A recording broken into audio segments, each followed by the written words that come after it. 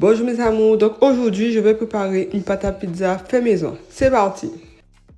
Pour faire cette recette-là, il va me falloir de la farine, du lait, du sel, de l'huile d'olive et 2 sachets de levure boulangère. Et la moitié d'un verre d'eau.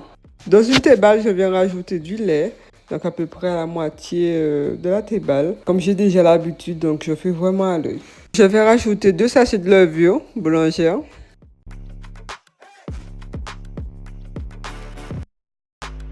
Je laisse reposer 10 minutes. Dans un bol, je viens rajouter la farine.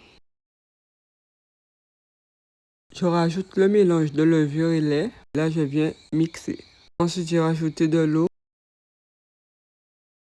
Je rajoute le sel et l'huile d'olive.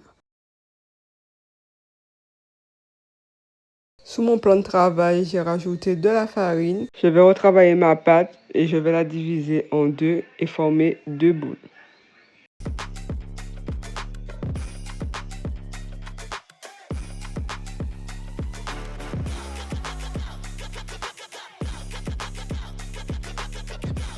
J'ai pris du papier cuisson pour mettre sur le plateau et je rajoute les 2 boules. Là, je suis en train de faire la voix off, donc si vous entendez du bruit, c'est juste mon fils qui est en train de jouer avec son papa.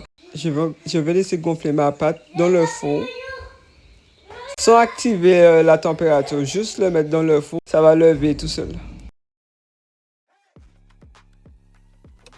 Une fois gonflée, je viens la dégazer. Je vais prendre la première pâte que je vais venir dégazer et ensuite je vais venir travailler la deuxième pâte. Une fois retravaillé, je vais pouvoir le laisser reposer dans le papier cuisson.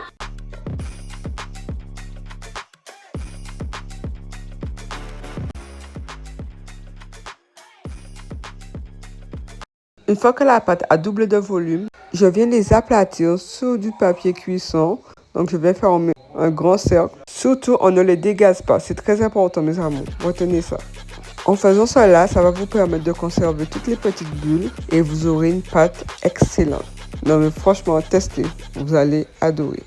Et là, je vais mettre mes ingrédients. Donc je rajoute la sauce bolognaise. Une fois que j'ai rajouté la sauce bolognaise, je vais venir rajouter du jambon, des champignons et je vais recouvrir le tout de fromage râpé.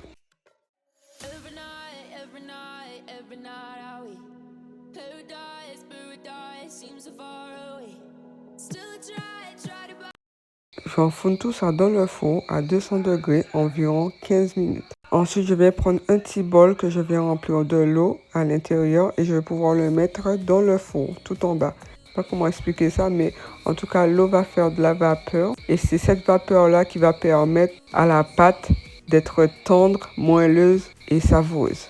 Allez, bisous!